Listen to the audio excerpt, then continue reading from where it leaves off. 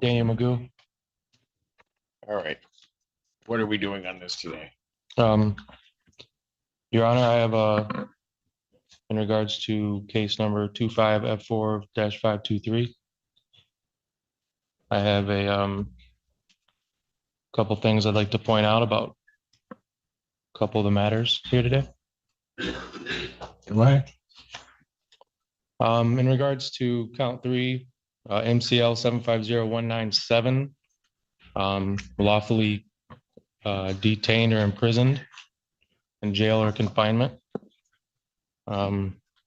Judging by the definition of the statute itself, Your Honor, it compels us to conclude that one has to be lawfully imprisoned or in jail. Jail being a facility operated by a local unit of government for detention of persons charged. At this location, defendant was located in a hospital and not a confinement by government agency or jail. So I'm requesting that charge is invalid on its That would be addressed at a preliminary examination, sir, as to the sufficiency of the charge. So if you're making a motion that I dismiss it at this point, that motion's denied. Okay. Further in count 2 and count 1, actually, Your Honor, both of these were, I don't know the procedural process or when it should get raised, but both of them are Fourth Amendment violations. And furthermore, on count 2, MCL 257.904, that the license of the defendant was revoked or suspended, given the statute as well, Your Honor. That would require the prosecutor to prove that the license was revoked or suspended at the time of the arrest, and that defendant was notified, and that the defendant operated a vehicle on a highway or roadway. I challenged the prosecutor to prove all three. Sir? Yes, sir. You have them well in advance, and I guess I'll do it that way. Prior to setting the preliminary examination, it's being a critical process, a couple of things that the court wants to do. Mr. Magoo, starting in case ending in 0979. Mr. Magoo, you are before the court on a felony complaint that alleges 5 different counts, excuse me, including an eluding 4th degree, which is a felony punishable by up to 2 incarceration, $2,000 fine plus court costs. Count 2 is operating an unregistered vehicle, which is a misdemeanor, punishable by up to 90 days. Operating without security, which is a misdemeanor, punishable with not more than 1 year or less than a $200 nor more than $500 fine plus court costs. Count 4, operating while license suspended, denied, and or revoked. That is a misdemeanor, punishable by up to 93 days. $500 fine plus court costs, and your vehicle would be subject to mobilization. Count 5 is refusal to obey a lawful traffic order of a police officer. That's a misdemeanor, punishable by up to 90 days, $100 fine plus court costs. Those events are alleged to have occurred on July 3rd, 2025, I-94 near Parker Road in Scioto Township. That is on the one case. On the other case, which is... Before we jump back into the hearing, here's where this case takes an unexpected turn. If you've watched this defendant before, you already know he has a habit of flooding the courtroom with constitutional arguments, procedural objections, and sovereign-style legal theories. But today, something is different. Instead of arguing over imaginary jurisdiction or insisting the court has no authority, he's suddenly asking for a speedy trial while simultaneously claiming he hasn't received all of the evidence against him. That's a difficult balancing act because the justice system has to protect both sides. The prosecution has an obligation to provide discovery, but the defendant also has the right to move his case forward without unnecessary. It's a 3-count complaint. That 3-count complaint alleges that on March 27, 2024, location of Dexter near Arcona in the city of Milan, Washtenaw County, state of Michigan, that you did operate a motor vehicle while intoxicated. That's a misdemeanor punishable by up to 93 days, $500 fine plus court costs. There is, however, a third offense notice which transforms this into a felony charge. It's punishable by up to $500 to $5,000 fine plus court costs, 1 to 5 years in jail, probation with 30 days or 1 year in jail, or at least 48 hours to be served consecutively, and 60 to 180 days community service. Any rehabilitative programs the court deems necessary. Court could order you to pay the cost of the prosecution, plus the cost of any emergency governmental services, and your vehicle would be subject to mobilization. Count 2 is operating while your driver's license was suspended, denied, and or revoked. That's a misdemeanor, punishable by up to 93 days in jail, $500 fine plus court costs. Count 3 is lawful escape from custody, or escape from lawful custody, excuse me. That's a misdemeanor, punishable by up to 1 year, $1,000 fine plus court costs. Mr. McGrew, I would just ask, do you still wish on representing yourself, sir? Your Honor, I do, I will. I have requested assistance given that I am incarcerated and I have no way to. Do you wish to be represented by an attorney, sir? I would like legal assistance. What do you mean by that? Would you like to be Well, represented by? I've called the Well, Mr. prosecutor. McGrew, we go through this every time. So here's what I'm going to do. I'm going to advise you that there are great perils in representing oneself. I've told you about that before on numerous occasions. That I would treat you the same as I would treat anybody else. You would have to know the Michigan court rules. You'd have to know courtroom procedure, and that you would be treated the same, not any more favorably, not any worse, as you would go through these proceedings. If you wish to represent yourself, you may proceed with the court's admonishment. I've advised you as to the penalty, the charges, the maximum penalties. I will now ask you the question, and I'm not going to just keep going around and around in circles when I ask you this question. Do you wish to be represented by counsel? If you wish to be represented by counsel, this court will ensure that counsel is appointed to represent you. That is a. We're going to watch the judge carefully navigate those competing interests, while also confronting an even bigger issue: whether this defendant is finally ready to accept professional legal help. Pay close attention, because the answer completely changes the direction of the hearing. And as the charges begin to pile up, you'll quickly understand why representing yourself in a case like this can become incredibly dangerous.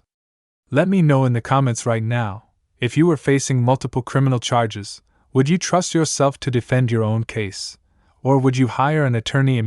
That is before me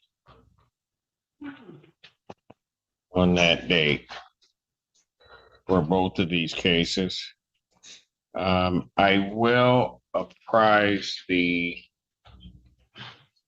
parties also that I will call it one of the activities, and I think it is a maneuver to have the court do something that it normally would not do. The defendant has elected, and I will disclose it, to file a civil claim as against me and a slew of other parties. Oh yeah, in that regard, Your Honor, Many of those, do not interrupt me. Including many that I don't even know the connection. Court has, this judge, upon receiving this, two things. I read through the complaint to determine whether or not it would on its face create a conflict with court. I consider it, quite frankly, to be frivolous. Complaint itself Do not see that as a necessity for me to recuse myself from this gentleman's proceedings because I think that's precisely what he wants to have happen, and that is attempting to manipulate the system. He will be dealt with by me as I would deal with any other defendant, and so that is there. It has been turned over to the Office of General Counsel for Washtenaw County. They will deal with for me and as well as the others that I see that are listed there.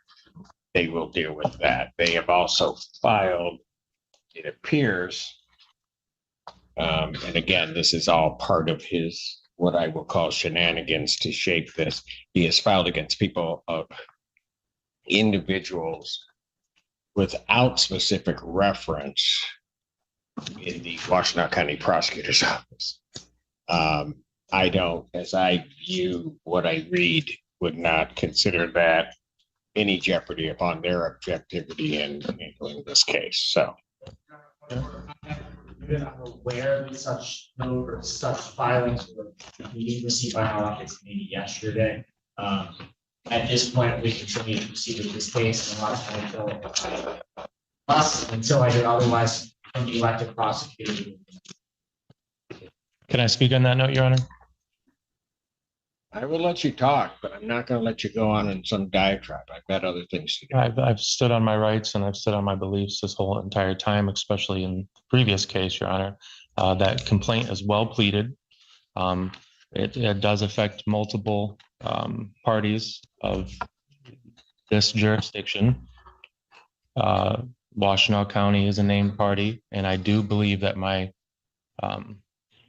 impartiality and bias will be affected here as it was in the past before this complaint. And I do request a change of venue on that note for both these matters. If you wish to raise change of venue, you may file that in writing, but to the extent you are raising no motion for change of venue. One of the most important moments in the entire hearing, even though it doesn't sound particularly dramatic. Up until now, the discussion has focused on discovery, scheduling, and the long list of criminal allegations. But everything changes when the judge asks one simple question. Do you want an attorney? That question isn't just courtroom routine. It's about protecting a constitutional right. Judges have a duty to make sure defendants fully understand what they're giving up before allowing them to. And this matter comes before the court today on Ms. Campbell's request to terminate the personal protective order that I granted in favor of Ms. Gay back on June 14th of 2025. I do have to tell you, both ladies, and apologize in advance. I have gotten us behind just through my fault and my failure to move these cases as fast as I'm supposed to move them this afternoon. So I'm a little bit short on time. I don't have time to take extensive testimony on it. I think what I'd like to do is let me see here.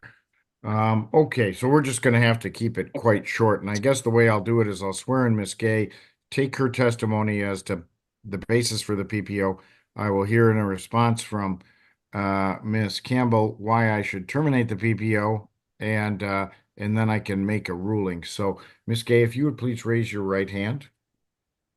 Do you solemnly swear or affirm that your testimony today will be the truth and nothing but the truth? I do.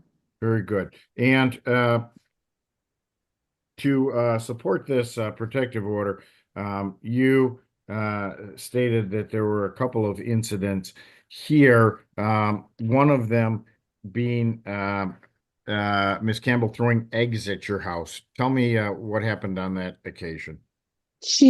After the incident happened, after the altercation with, her and everybody else on the Hall Street, Yes. they threw eggs at my home.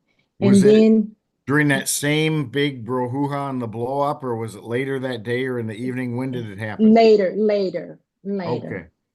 And right. then And who were the egg throwers that you saw? Renee and her daughter. And you saw them actually throw eggs at your house? Yes, because the next day she was on the neighbor's porch, just keep yelling. I didn't throw eggs. I have cameras all around my home, all around it. And I have my cameras, if you come anywhere towards my perimeter of my property, it captures you. It was her and her daughter. They were throwing eggs. And then the next day, she was on the neighbor's on their porch, just constantly yelling. That's because criminal procedure is incredibly technical. Deadlines, evidentiary rules, witness examinations, and legal motions can determine the outcome of a case long before a jury ever hears the evidence. Plenty of people believe they can outsmart the system after watching online videos or reading a few legal articles, but the courtroom is a completely different environment. What happens next may be the first genuinely practical decision this defendant has made in a very long time. Calling me because she kept on going online and live streaming how she should have hurt me if I didn't have cameras at my house. And I did submit those. And I was also on the phone with the police on one of the incidents when she was yelling and screaming how she was going to kill me. And I also have a video of her personally, as well as someone sent me one when they were calling me out of concern because of her threats to harm me. Okay, and my next question, you said you submitted the films, you submitted them to the police department? Yes, I did. Report? The lives that people were sending me, as soon as they sent them to me, with her ranting and raving about how she was going to kill me, I went right downtown to the police department and I sent it to them. That's two of her telling me she's going to threaten me. I got one actually with her video, and I have her ranting in the backyard, just yelling and screaming and scaring my grandkids, telling them that how she's going to hurt me. And it just went on and on. And I have witnesses, guests over, like, oh my God, you have to listen to that? I'm like, yes. She keeps Okay. threatening Well, me. let me see what Ms. Campbell has to say about it. Ms. Campbell, would you please raise your right hand? Do you solemnly swear or affirm that your testimony today will be the truth and nothing but the truth? Yes, I do. Very good. Ms. Campbell, you Well- say in your response here, you think there should be a termination. It does say you're off probation. What were you on probation for? I was on probation for the incident with her daughter and stuff. And ever since I've been off probation, she's been harassing me and my I have an 18-year-old daughter. And so she has a daughter that's my age or whatever, and stuff. So basically, ever since that incident, she's now that her daughter, so she basically got her daughter, her grandkids, and like her nieces and them making up stuff. I never once threw eggs at her house. I never said nothing to her. She came to my house, her and her daughter and her grandkids. I Hang on, never you gotta let her testify, Miss Gay, and then I'll give you a chance to respond. I never now I'm trying to prolong it because now that she's wants to get in the mess with her daughter and her grandkids. Now she's trying to say this and that or whatever and stuff. And that was she made the PPO what June, May, my daughter's birthday was May 25th. So it was sometime after like then in July in June or something, that's when she's making these reports. I never threw eggs at her house or whatever, and I would never turn my 18-year-old daughter to throw eggs at her house.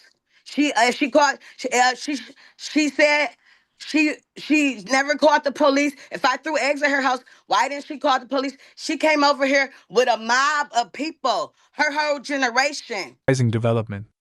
After repeatedly insisting on handling his own defense in earlier proceedings, the defendant finally asks for legal assistance. Whether this decision comes from experience, frustration, or simply realizing how serious these charges have become, it fundamentally changes the case. A public defender doesn't magically make charges disappear, but they understand criminal procedure, know how to evaluate evidence, negotiate with prosecutors, identify legal defenses, and preserve issues for appeal